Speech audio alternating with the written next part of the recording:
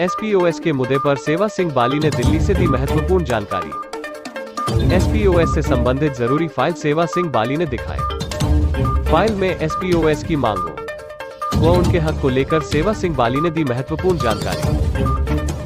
कई जगह से लोग national panther party trade union के जनरल सेक्रेटरी सेवा सिंह बाली से कर रहे हैं गुजारिश। सेवा सिंह बाली ने एसपीओएस के मुद्दों पर क्या कहा, देखें। सेवा सिंह बाली जी, कल आप प्रेस कॉन्फ्रेंस करने जा रहे थे लेकिन किसी कारण प्रेस कॉन्फ्रेंस नहीं हो पाई और कल आप सुप्रीम कोर्ट गए। सुप्रीम कोर्ट में आपको क्या कागज मिले और किस दिन आपकी हेयरिंग है? मैं सबसे पहले मैं जितने भी यहाँ दिल्ली के जो मीडिया के हमारे साथी, हमारे भाई इस कवरेज को शुरू से ही करते आए और मैं उनका धन्यवाद करना चाहूँगा। और मैं एक महत्वपूर्ण जानकारी देना चाहूँगा। हमारे जम्मू कश्मीर, लद्दाख, हिमाचल प्रदेश के जितने भी मेरे एसपीओज भाई और बहनें हैं या उनके साथ जुड़ा हुआ जितना भी परिवार है, मैं बताना चाहूँगा कि जो पिछले एक महीने से जो मैं यहाँ दिल्ली में 1-1.5 महीने से जो मैंने संघर्ष किया, तो वो मुझे कल उसका नतीजा जो है यानी उसका जो रिज़ल्ट है वो कल मुझे मिल गया। जिसमें हमने जो पिटीशन फाइल की थी, रिट पिटीशन फाइल की थी इन फेवर ऑफ एसपीओज, वो ये है। मैं आपको बताना चाहूँगा, ये रिट पिटीशन फाइल हो चुकी है बाज़ाब्ता तौर पर। उसमें जो डिफेक्ट वगैरह जो कुछ भी था, अब उस रिट पिटीशन को एक्सेप्ट कर दिया गया है। अब इसमें हेयरिंग हो या जो भी कार्रवाई है, मेरा एसपीओज भाई कहीं भी अपनी जगह पर बैठ के प्रॉपर जानकारी ऑनलाइन उनको मिलती रहेगी। और अब आने वाला जो वक्त है जिसमें ये हमारा पिटीशन की ये पूरी कापी है, ये 5 सेट मुझे मिले हैं, जिसमें मैं दिखाना चाहूँगा आपको। ये यहाँ से शुरुआत हो जाती है। ये है, ये भी, ये इस वक्त जो हमारे एसपीओज को मिल रहा है, ये जो प्रेजेंट टाइम पर है, उसमें सारी डिटेल्स लगाई गई है। जितने एक्सग्रेशन रिलीफ इनके लिए हमने 70 लाख रुपीस मांगा है, वो भी इसमें है। बाकी जो भी आज तक प्रोसेस हुआ है सारा कुछ है। और ये मैं आपको बताना चाहूँगा कि इस चीज़ को थोड़ा कवर कर दीजिए। ये पिटीशन जो है हमने इनसे मांगा है, ये थोड़ा कवर करके सही तरीके से कवरेज, ताकि मेरे जो एसपीओज भाई हैं उनको ये पूरी जानकारी मिल जाए। और इसमें ये भी दिखा दीजिए कि ये पार्टीज़ किस किस को बनाया गया है, यानी नोटिस किस किस को जा रहा है। जिसमें ये आप देख सकते हैं, ये देख सकते हैं। सेकंड नंबर, चीफ एडमिनिस्ट्रेटर यानी गवर्नर एलजी को कहा जाता है, union of India through it's cabinet secretary government of India north block new Delhi, यानी होम मिनिस्टर ऑफ इंडिया। और भी है इसमें chief administrator union territory Ladakh, chief secretary union territory जे&के Jammu Srinagar, और हमारे respected director general of police union territory of जे&के Jammu. ये उनके लिए नोटिस जाएंगे और ये उनको पार्टीज बनाया गया है इस पिटीशन में। और सारी जो ये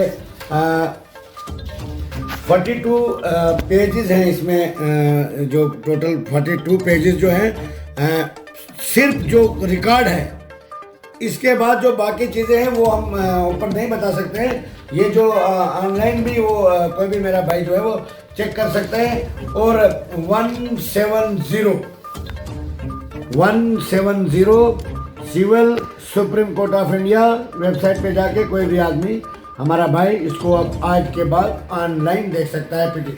और दूसरी बात मैं बता दूंगा, अब इसकी हेयरिंग होनी है यानी फर्स्ट वीक ऑफ मार्च, और उससे पहले भी हो सकती है, मगर जो हमें वहाँ से बताया गया है कि मार्च के पहले हफ्ते में इसकी हेयरिंग होगी, यानी इस पर बहस होंगे। और जिसमें हमारे वकील जो है, 5 वकीलों की जो टीम है, जिसमें सीनियर एडवोकेट हमारे हैं प्रोफेसर भीम सिंह जी, इसको देख रहे हैं। और बिल्कुल बारीकी से उन्होंने अपने तरीके से अपने पूरे जो उनका एक्सपीरियंस है उसको इस्तेमाल किया है। तरीके से लोग मुझे मिल रहे हैं। और मैं कहना चाहूँगा कि मैं कल बिहार जा रहा हूँ और वहाँ के लोगों ने मुझे बुलाया। मैं एक जानकारी आपको देना चाहूँगा कि जब ये पिटीशन का फैसला आ जाएगा, वो फैसला इम्प्लीमेंट हो सकता है थ्रू आउट इंडिया, यानी पूरे हिंदुस्तान में। कल जिस तरीके से आपका सुप्रीम कोर्ट गए थे, सुप्रीम कोर्ट में आप हेयरिंग की तैयारी चल रही थी, अब जिससे आपकी आवाज़ उठी है उसमें आपको SRO की भी आपके पास कुछ लोग आए थे, उनके बारे में आपने क्या सोचा और क्या उम्मीद है आपको उनको आपसे? मैं कहना चाहूँगा कि SRO 43 वाले जो केसेस हैं, SRO 43/376, ये हमारे जम्मू कश्मीर में कल प्रोटेस्ट भी उन्होंने किया और मैंने कल हायर अथॉरिटी बड़े दिग्गज नेताओं से मेरी बात हुई है और उन्होंने चीफ सेक्रेटरी जम्मू कश्मीर को हिदायत जारी की है कि ये जो हमारे, मैं आपको बताना चाहूँगा कि ये SRO 43 गवर्नमेंट का बनाया गया एक पॉलिसी है, SRO है, उसको इम्प्लीमेंट करने के लिए, जिसमें हमारे जम्मू कश्मीर के DG साहब ने भी रिकमेंड कर दिया है, GID डिपार्टमेंट में रिकमेंड कर दिया है और कुछ लड़कों का काम अपॉइंटमेंट हो भी गई और कुछ लड़कों की जो है किसी वजह से चीफ सेक्रेटरी साहब के पास ये फाइल पेंडिंग है।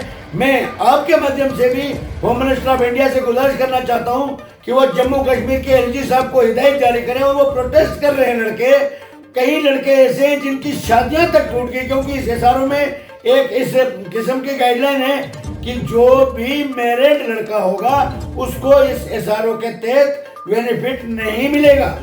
बड़े अफसोस के साथ कहना पड़ता है और ये सारा फॉर्मेलिटीज होने के बाद हमारे जम्मू कश्मीर के चीफ सेक्रेटरी के पास ये फाइल पेंडिंग है। बड़े शर्म से ये कहना पड़ता है कि हमारे वहां के ऑफिसर साहिबान, जिसको कल के डेट में चीफ सेक्रेटरी मुर्दाबाद, चीफ सेक्रेटरी हाई हाई के नारे भी लगे जम्मू में, तो मुझे नहीं लगता है कि ये फाइल ऐसी कंडीशन कहीं किसी भी विभाग में तो होती नहीं है जिस तरह जम्मू कश्मीर SRO के संबंध में है कि सब शादी आप जब भी करेंगे, शादी करेंगे आपको नौकरी नहीं मिलेगी, आपको फैसिलिटी नहीं मिलेगी। ऐसा तो कोई नियम ऐसा बना नहीं है, लेकिन वहां पर ऐसा क्यों? जम्मू कश्मीर के एडमिनिस्ट्रेशन, जो जितने भी एडमिनिस्ट्रेटर है जम्मू कश्मीर के अंदर, उनको उस चीज पर दबाव, उसी चीज पर तवज्जो होती है जिससे हमारे जम्मू कश्मीर के यूथ या जम्मू कश्मीर के आम आवाम को जिससे नुकसान पहुंचे, उस किस्म की पॉलिसियों पर ज्यादा तवज्जो दी जाता है और लोगों के मसाइल को हल करने पर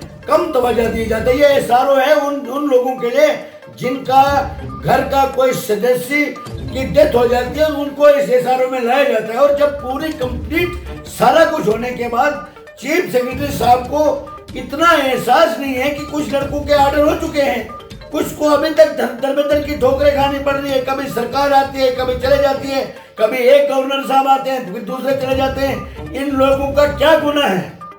और मैं कल यहाँ पर दिल्ली में बड़े बड़े MPs के साथ, बड़े बड़े दिग्गज नेताओं के साथ मैंने पूरा ये रिकॉर्ड उनको दिखाया है। उन्होंने ये कहा है कि हम चीफ सेक्रेटरी की पूरी क्लास लेंगे और उनसे पूछेंगे कि ये केस क्यों पेंडिंग रखें।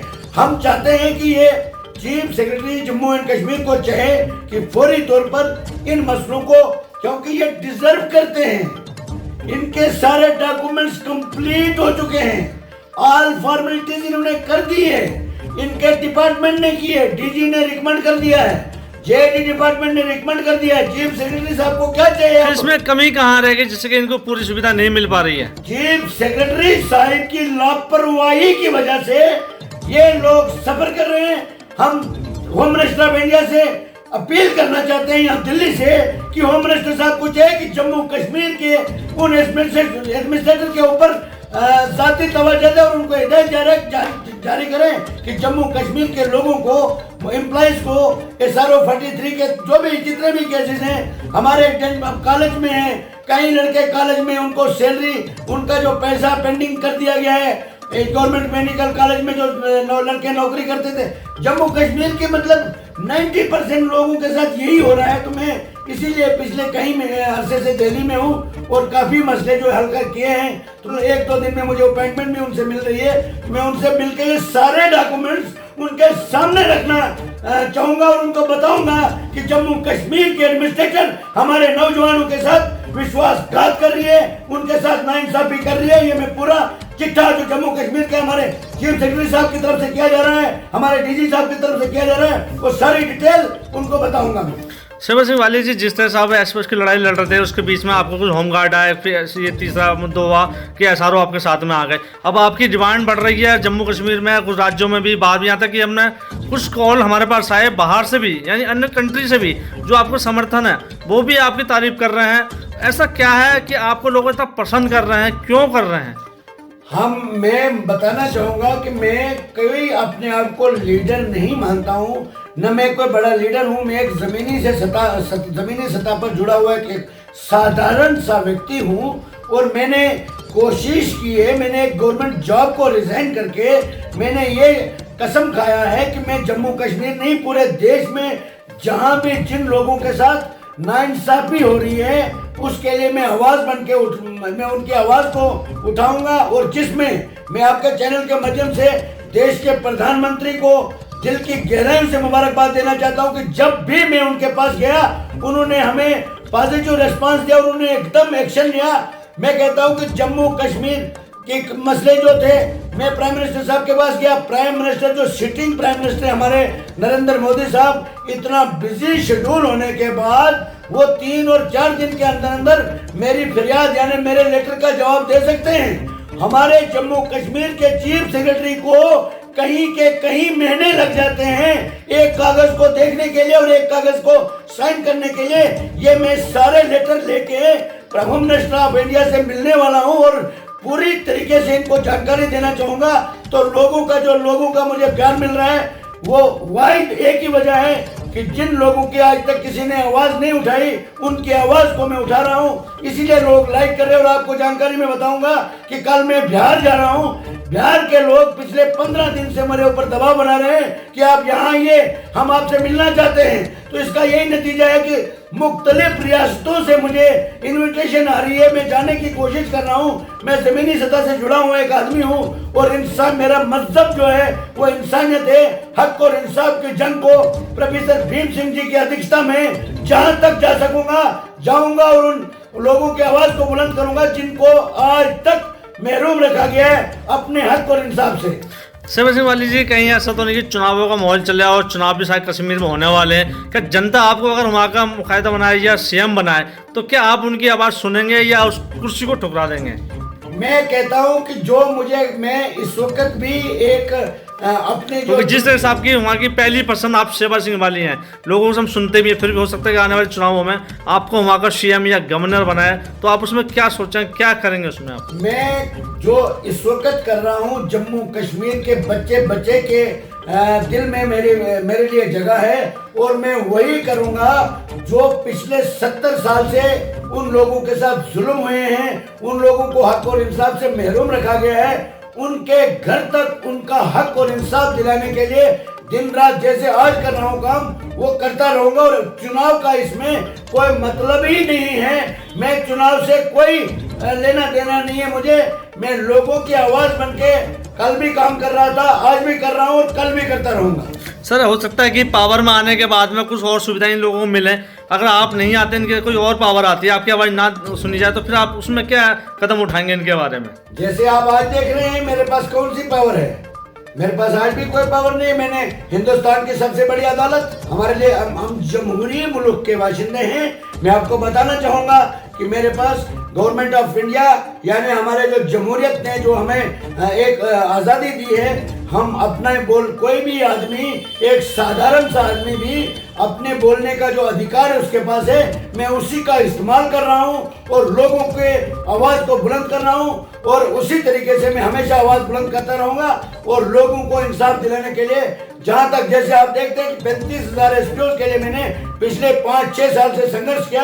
जब मैंने महसूस किया कि अब इनको यहाँ से इंसाफ देने में थोड़ी कोताही बरती जा रही है, तो मैंने सुप्रीम कोर्ट ऑफ इंडिया यानी हिंदुस्तान की सबसे बड़ी अदालत का दरवाजा खटखटाया और मुझे अब पूरा उम्मीद है कि हमारे जो जज साहिबान है, हमारा जो सुप्रीम कोर्ट है, एक इंसाफ का बड़ा घर है, वहाँ से इन तमाम लोगों को इंसाफ मिलेगा। जहाँ नाइंसाफी, मैं कहता हूं कि बगैर पावर के भी आप लोगों के लिए लड़ सकते हो, लोगों की आवाज बुलंद कर सकते हो, वो मैं कर रहा हूं और मरते दम तक करता रहूंगा। सेवा सिंह बाली जी, जिस तरह से आप ये मुद्दा उठा रहे हैं, हुक्म के खिलाफ उठा रहे हैं, वहाँ की सरकार के खिलाफ उठा रहे हैं, वहाँ के अधिकारियों के खिलाफ उठा रहे हैं, जिस तरह आप दिल्ली आए थे और दिल्ली से आपको सुरक्षा भी मुहैया कराई गई थी, वाई कैटेगरी का लेटर भी गया था, वो हमने भी देखा था और आपने उसको दिखाया भी था। क्या जम्मू कश्मीर जब आप गए थे, क्या आपको वो सुरक्षा मुहैया कराई गई या नहीं कराई गई? क्या आपको वहाँ को खतरा है या नहीं है? इसको प्रशासन में कुछ संज्ञान लिया या नहीं लिया? मैं आपके चैनल के माध्यम से एक महत्वपूर्ण जानकारी देना चाहूँगा कि जो मेरे को पिछले 10 साल से ओनली 2 PSOs जो हैं वो अलॉट हैं, और वही उसमें कोई इन्होंने आज कोई तब्दीली नहीं की, जिसमें मैं बहुत सारा डिस्टर्बिंग एरिया में भी चला गया। मैं कश्मीर के लाल चौक में हज़ारों लोगों से मिला, कई लोग मुझे मिलने आए थे, और वहाँ के एडिशनल SP और SSP सिक्योरिटी को मैसेज करने के बाद भी, कई बार फ़ोन करने के बाद भी उन्होंने कोई रिस्पांस नहीं किया। और मैं कहना चाहता हूँ होम मिनिस्टर ऑफ इंडिया से, मैं जम्मू कश्मीर के मुख्तलिफ डिस्ट्रिक्ट्स में जाना चाहता हूँ, जा रहा हूँ, जाना है मुझे। अभी मुझे कल बिहार जाना है, वहाँ से वापस आके जम्मू, इधर हमारा 14 तारीख को एक और मीटिंग है, और आज भी मैं होम मिनिस्टर ऑफ इंडिया से मिलने की भी कोशिश कर रहा हूँ। और मैं होम मिनिस्टर साहब से गुजारिश करना चाहता हूँ कि जम्मू कश्मीर में मुझे प्रॉपर सिक्योरिटी प्रोवाइड नहीं की जा रही है, क्योंकि वहाँ पर कुछ ऑफिसर ऐसे हैं, वो कुछ पक्षपात की तरह एक किसी की कठपुतली बन के काम कर रहे हैं। ये आने वाला वक्त जो है हम बर्दाश्त नहीं करेंगे।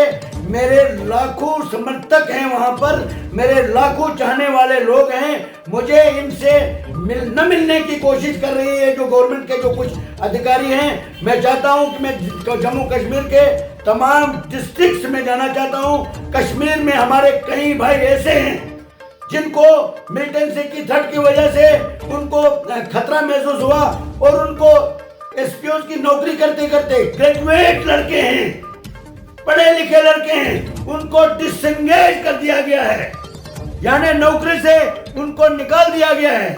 उसके लिए भी मैं होम मिनिस्टर ऑफ इंडिया से मिलने के बाद उनसे गुजारिश करूंगा, गुहार लगाऊंगा कि जितने भी जम्मू कश्मीर में डिसएंगेज SPOs हैं, यानी जिनको नौकरी से निकाल दिया गया है, उनको फौरी तौर पर बहाल कर दिया जाए, क्योंकि वो आज भी हम सब की रक्षा करने के लिए, हम सब हमारे जम्मू कश्मीर की रक्षा करने के लिए, हमारे देश की रक्षा करने के लिए आज भी वो तैयार हैं। कई लोग ऐसे हैं जिन्होंने पिछले 2018 में, 2019 में, 2020 में, उससे पहले कई साल डिपार्टमेंट में देने के बाद उनको जब मिलिटेंसी की जब उनको थ्रेट आई कि आप अगर नौकरी करोगे SPOs की तो हम आपको भी और आपके परिवार को भी मार देंगे, वो वीडियो मेरे पास है, वो एप्लीकेशंस मेरे पास हैं, सभी चीजें मेरे पास हैं। अब आप सरकार से अपनी सुरक्षा के लिए क्या वहाँ की मुहैया फोर्स मांगते हैं, या वाई कैटेगरी जो आपको लेटर किया उसकी सुरक्षा के लिए मांगते हैं? क्या अपील है आप? ADG सिक्योरिटी के पास 2 घंटे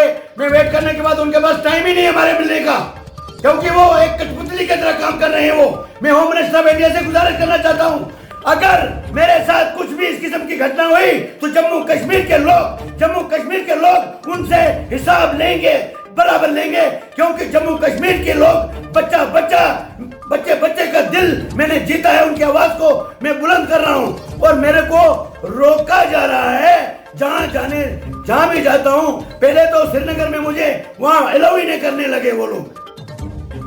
जब लोग मुझे प्यार से बुलाते हैं तो मुझे जाने क्यों नहीं दिया जाता है, मुझे रोकने की कोशिश क्यों की जाती है? क्या राजनीतिक दबाव तो नहीं है आपके पीछे कोई जो आपको रोका जाता है? हर किस्म का दबाव है। इन लोगों ने जम्मू कश्मीर के पूरे अवाम को 70 साल से अपनी जंजीरों में गुलाम करके बना के रखा था। छोटे मुलाजमों की तरह उनको छोटे मुलाजमों का विश्वासघात करते आए, उनके हकूक पर, उनके हक और इंसाफ पर डाका डालते आए।